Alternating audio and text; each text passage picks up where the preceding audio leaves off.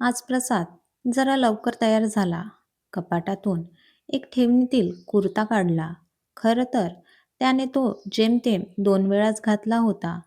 एकदा चाळीच्या कोणत्या तरी कार्यक्रमात आणि शेजारच्या रामाच्या लग्नात. आईच्या 10 वेळा ओरडून झाल्यावर प्रसाद आवरून बाहेरच्या खोलीत आला. खोली म्हणजे त्यांचं घर, म्हणजे चाळीतील 10 बाय 10च्या 2 खोल्या. सगळा संसार त्यातच. एवढ्या 2 खोल्यात प्रसादचं जग सामावलं होतं.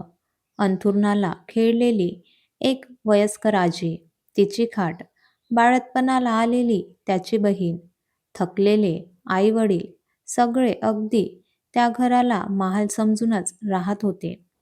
अशात आज घरात वेगळाच उत्साह होता.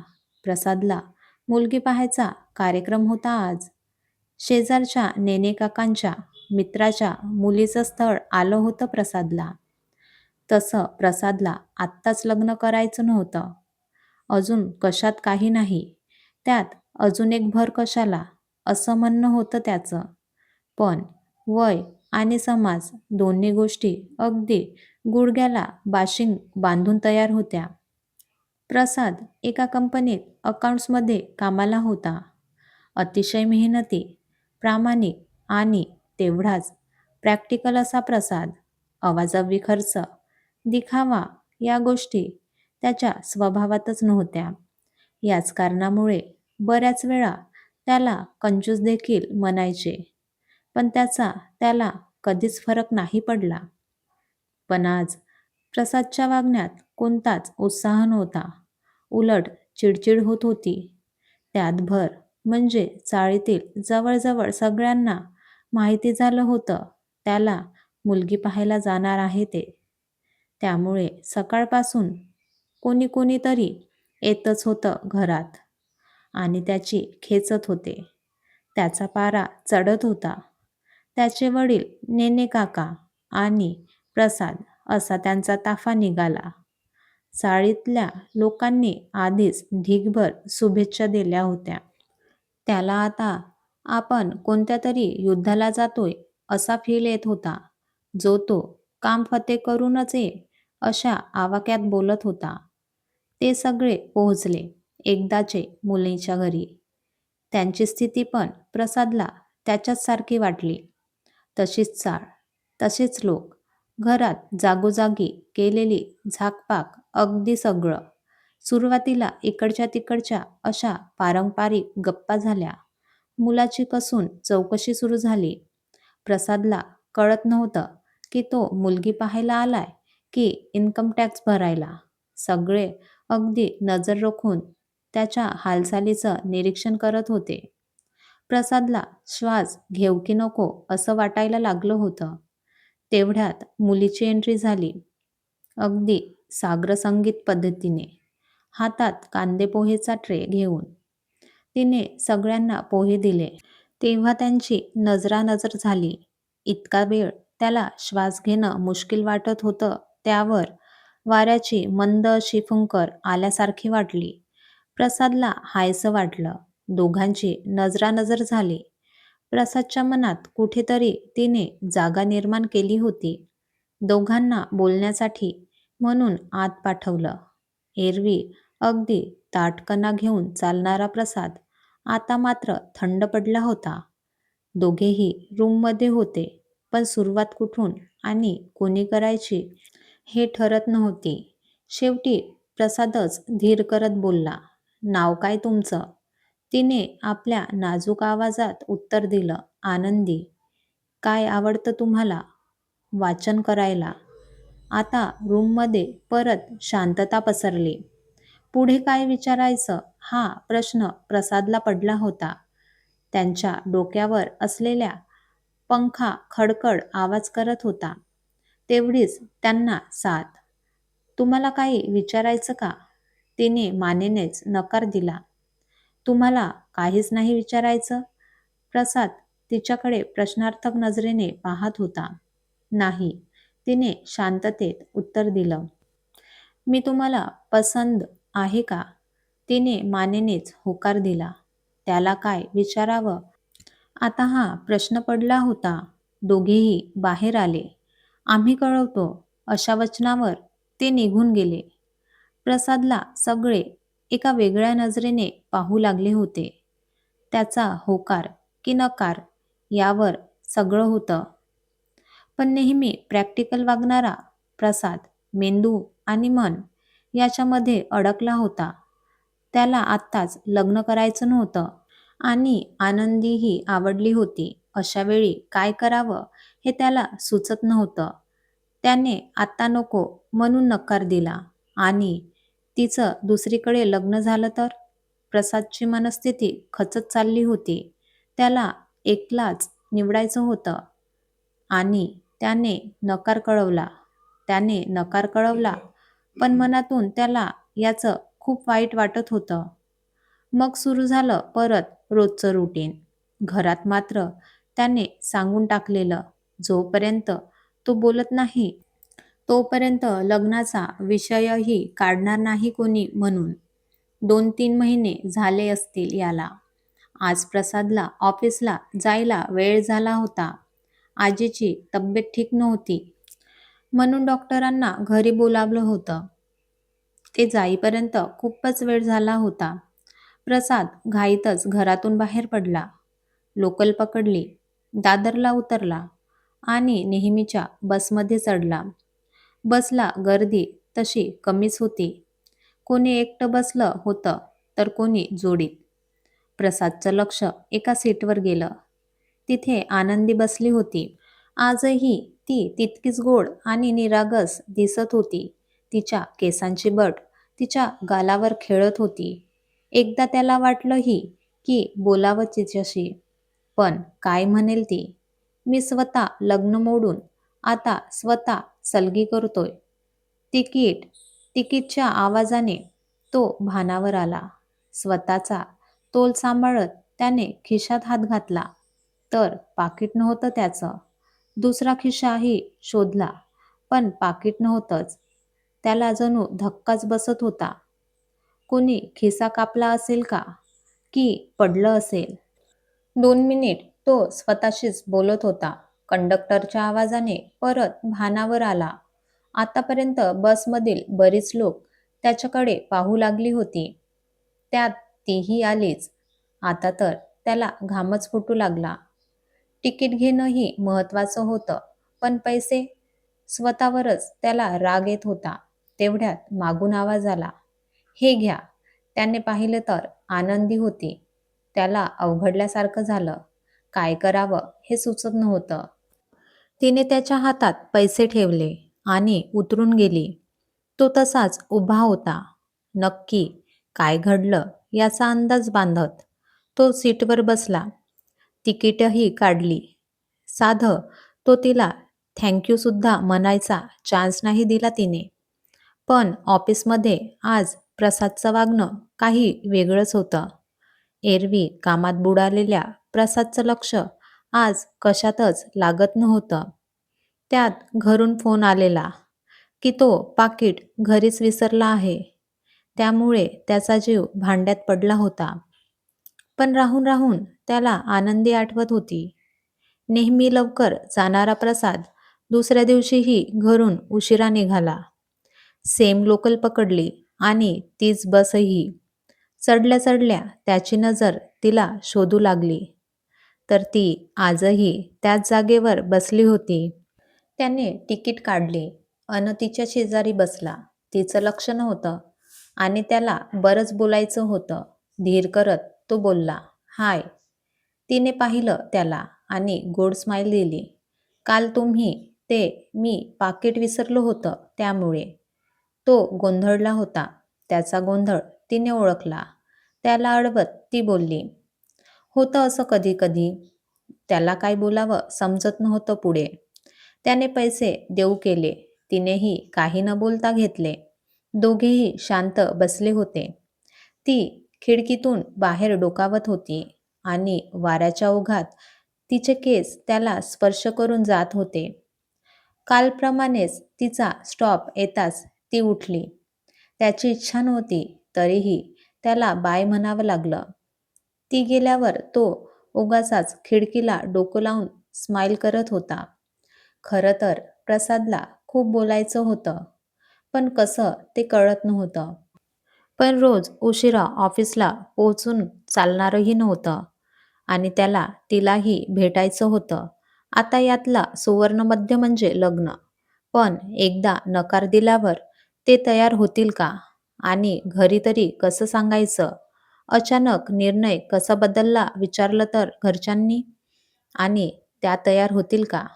आणि त्यांचं दुसरीकडे कुठे ठरलं असेल तर? असे एक ना अनेक प्रश्न प्रसादला सतावत होते. नेहमी प्रत्येक बाबतीत अगदी क्लिअर असलेला तो आता मात्र पूर्णपणे गोंधळलेला. तरीही त्याने धीर करून विचारायचं ठरवलं. सगळ्यात आधी आनंदीच्या मनात काय आहे ते जाणून घेणं महत्त्वाचं होतं. लगेच पुढच्या दिवशी तो मानसिक तयारीसह गेलाही. सगळं आधी ठरवून अगदी ताठकण्याने गेला. तिच्या सीटवरही बसला. ती नेहमीप्रमाणे बाहेर बघत होती. त्याला विचारायचं होतं, पण शब्द फुटत नव्हते. त्याने दीर्घ श्वास घेतला आणि बोलता झाला. हाय. त्याच्या आवाजाने तिने त्याच्याकडे पाहिलं. अन त्याचा सगळा कॉन्फिडन्स गळून पडला. तिने परत एक गोड स्माईल दिली, पण काही बोलली नाही. तुम्ही इकडे जॉब करता का? त्याने धीर करत विचारलं. हो. फक्त एवढंच उत्तर आलं. आता, ओ, घरचे कसे आहेत? तो, छान आहेत. आणि तो पॉज घेत बोलला. मग काय चाललंय सध्या? काही विशेष नाही. रोजचंच. ती जेवढ्याच तेवढं बोलत होती. आता मात्र त्याला राहावत नव्हतं. त्यानं विचारलं, तुम्ही रागावला असाल ना? मी लग्न मोडलं? आनंदी त्याच्याकडे पाहत बोलली. नाही हो. राग कसला? तो तुमचा निर्णय होता आणि तो काही विचार करूनच घेतला असेल ना? प्रसाद क्षणभर स्तब्ध झाला. इतका निर्मळ विचार करणारी माणसं असतात. हो, पण तरीही मला थोडं बोलायचं होतं. हो, बोला ना. तुम्ही नंतर कुठे म्हणजे लग्नाचं वगैरे? नाही अजून. तिच्या या उत्तराने त्याचा आनंद गगनात मावेना. पहिली स्टेप तर झाली. आता पुढे तो मनात घोकत होता. म्हणजे खरं तर मी विचार करूनच निर्णय घेतला होता. त्यामागे जी सध्या परिस्थिती आहे त्याचा विचार करूनच मी नाही बोललो होतो. पण आता मला असं वाटतंय की मी माझा निर्णय बदलवावा. म्हणजे? ती प्रश्नार्थक नजरेने पाहत बोलली. म्हणजे तुम्ही माझ्याशी लग्न करायला तयार आहात का? 2 क्षण तीही गोंधळली. काय बोलावे तिला समजत नव्हते. तिने काही वेळ घेतला आणि बोलली, मला कळालं की तुम्ही काय बोलला. पण मीही कोणतं खेळणं नाही ना. जेव्हा मनात आलं नुसतं पाहिलं. परत मनात आलं की खरेदी केलं. माझ्याही भावना आहेत. तुमचे प्रॉब्लेम्स होते तेव्हा मी तुम्हाला अडचण वाटत होते. आणि आता उपाय.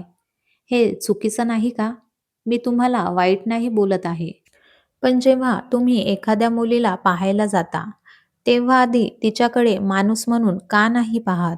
आतापर्यंत साधी, सोजवळ असणारी आनंदी आता मात्र चांगलीच तापली होती. आणि हे प्रसादला अजिबात अपेक्षित नव्हतं. प्रसादने सरळ हार मानली. तो समजून गेला की आनंदी दुखावली. मला माहीत आहे, मी चुकलोय. आणि मी माफीही मागायला तयार आहे. आयुष्याचा परिपूर्ण जोडीदार निवडताना मी आयुष्यभर साथ देईल असा जोडीदार निवडायला विसरलो. पण मला तुमची साथ हवी आयुष्यभर. मला माहीत आहे तुम्ही दुखावलाय, पण माझा कोणताही आग्रह नाही. तुम्हाला हवा तेवढा वेळ घ्या. मी थांबायला तयार आहे. एव्हाना आनंदीच्या डोळ्यातून गंगा जमुना वाहू लागल्या होत्या. याला कळत नव्हतं नक्की आता काय करावं. अहो, त्याने त्याचा रुमाल दिला तिला. खरंच सॉरी, पण तुम्ही अशा रडू नका. लोक बघायला लागले इकडे. तशी आनंदी शांत झाली. काही वेळ कोणीच काही बोललं नाही. प्रसाद पुरता हिरमुसला होता. थोडा वेळ गेल्यावर आनंदीच बोलली. मग पुढे? तर हा ढिम्म बोलला. काही नाही. अजून 2 स्टॉप नंतर उतरेन. काय? त्याच्या केविलवाण्या चेहऱ्याकडे बघून आनंदीला हसू आवरत नव्हतं. ती उठली आणि जाऊ लागली. प्रसादला सगळं संपल्यासारखं वाटत होतं.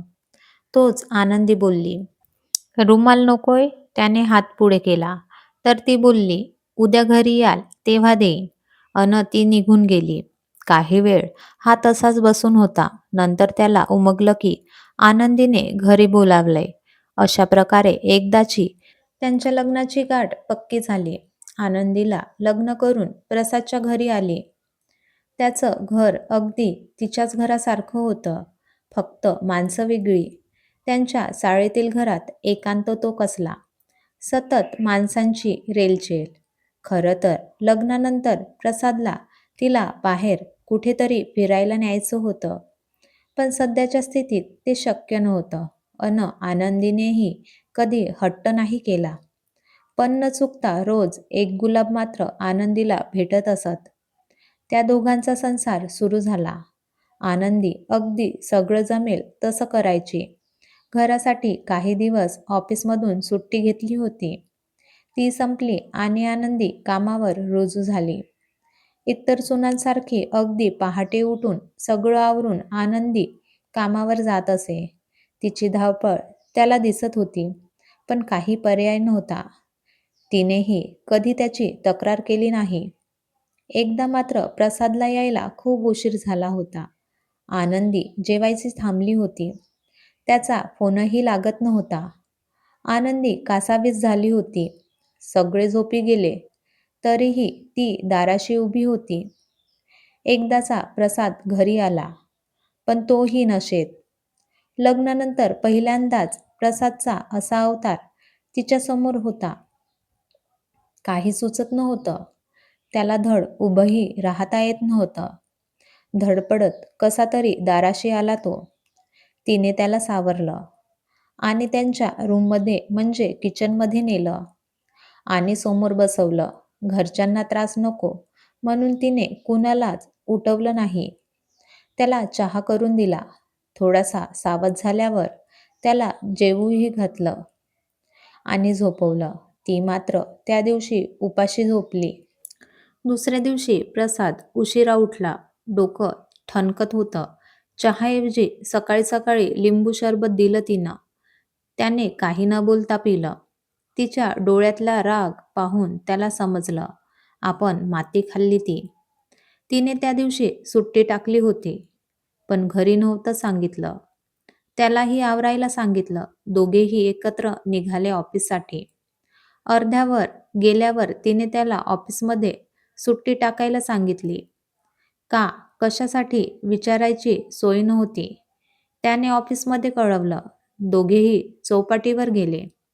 पण दोघात संवाद नव्हता. तिने दोघांसाठी एकच पुडी खारे शेंगदाणे घेतले आणि दोघंही किनाऱ्यावर बसले. बराच वेळ गेल्यावर प्रसाद बोलला, "आय एम सॉरी." "नक्की कशासाठी?" तिने खोचक प्रश्न विचारला.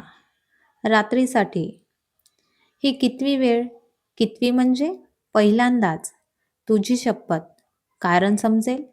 आनंदी अगदी हळूवार त्याच्या मनाचा शोध घेत होती. खरं तर ती कडाकडा भांडूही शकली असती, पण तिला तो पर्याय नव्हता वाटत. "सांगाल का कारण?" तेव्हा कुठे प्रसाद मनातलं बोलता झाला. "काल आमच्या ऑफिसमध्ये प्रमोशन दिलं. सगळ्यांना अगदी लास्टपर्यंत वाटत होतं ते मलाच मिळणार, पण तसं झालंच नाही." "प्रमोशन मिळालं कुणाला?" "मॅनेजरच्या मेहुण्याला, जो फक्त 1च वर्ष झालं लागलाय आणि माझा ज्युनियर आहे." प्रसाद स्वतःवरच हसला. कसं नशीब असतं ना. एवढी मेहनत करून वर्षभर त्रास घेऊन शेवटी हातात काय मिळतं? हार. ताईची डिलिव्हरी आहे. आजीचं दुखणं आहे. सगळ्या जबाबदाऱ्या अशा कशा निभवू मी सांग ना. त्यात बाबाही थकलेत. मला नाही आवडत आता त्यांनी केलेले कामं. मी त्यांचा धडधाकट मुलगा असूनही त्यांना नाही ठेवू शकत सुखात, तर काय फायदा माझा? आणि तुझ्या तर कोणत्याच इच्छा मी पूर्ण करू शकत नाही. तुलाही असंच वाटत असेल ना? कसल्या माणसाची माझी गाठ बांधली. एक मुलगा म्हणून, एक भाऊ म्हणून आणि एक नवरा म्हणून सगळ्या बाजूंनी मी फेल झालोय. तुम्ही सगळे जरी बोलून दाखवत नसाल, तरी मला कळतं की मी तुम्हाला सुखात नाही ठेवू शकत. मी हरलोय आनंदी. मी पूर्णपणे हरलोय. आनंदी पहिल्यांदा प्रसाद असा तुटताना बघत होती. तिने त्याचा हात हातात घेतला आणि त्याचे डोळे पुसले. कोण म्हणतंय तुम्ही हरलाय? फक्त आताची वेळ आपली नाहीये. बस. आई बाबा, ताई, आजी आणि मी आम्हा सगळ्यांना तुमच्यावर पूर्ण विश्वास आहे आणि त्यापेक्षा तुमच्यावर आमचा जीव आहे. प्रमोशन आहे फक्त ते. आयुष्याची रेस नाही. आज नाही, तर उद्या नाही, तर परत कधीतरी मिळेल. पण तुम्हाला असं हरल्यासारखं बघणं आम्हाला नाही शक्य. आणि तुम्ही कशाला काळजी करता? मी आहे ना तुमच्यासोबत. सगळं नीट होईल. आपण सगळे सोबत असू तर काही अशक्य नाही. मला काही नको. तुम्ही आणलेलं ते एक गुलाब पण माझ्यासाठी सोन्यासारखं आहे. आपण दोघं कमवू, हवे तेवढे कष्ट घेऊ आणि आपलं घर सावरू. पण मला वचन द्या, इथून पुढे तुम्ही कधीही दारूला स्पर्श करणार नाही आणि असे विचारही मनात आणणार नाही. त्याने आनंदीला वचन दिलं. दोघेजण किनाऱ्यावर बसले होते आणि सूर्य देखील दोघांचं बोलणं ऐकून हसतमुखाने सूर्यास्ताला निघाला होता. आनंदीने प्रसादच्या खांद्यावर डोकं ठेवलं होतं. दोघेही त्या सूर्यास्ताकडे पाहून नव्या सूर्योदयाची स्वप्ने बघत होती. इतकी समजूतदार आणि वेळप्रसंगी खमकी बायको मिळाल्याचा आनंद प्रसादच्या चेहऱ्यावर होता. तर आपल्याला काळजी करणारा नवरा मिळाल्याचं समाधान आनंदीच्या चेहऱ्यावर होतं. दोघांची लग्नगाठ अजूनच दृढ झालेली. ही कथा आवडली असल्यास लाईक करा, शेअर करा आणि सबस्क्राईब करा. धन्यवाद.